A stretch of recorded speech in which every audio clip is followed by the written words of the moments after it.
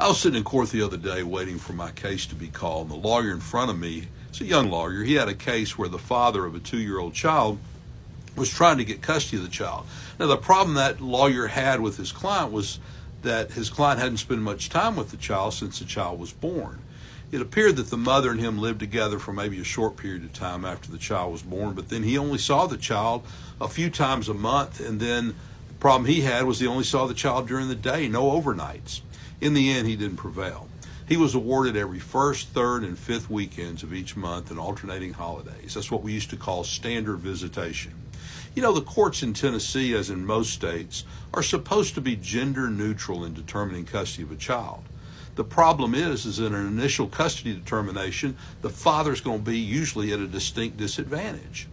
The statute in Tennessee looks at 15 factors that the court has to weigh before deciding which parent is going to get custody. And one of those factors is which parent has performed most of the parenting responsibility.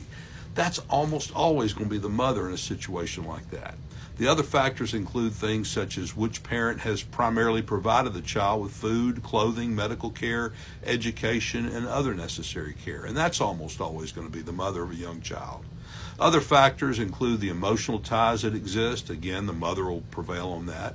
And probably the most important is who's been the primary caregiver of the child since birth. Again, that's almost always going to be the mother of a young child. That puts dads in that situation at a real disadvantage. Doesn't seem fair, does it? What do you think the solution is in that case?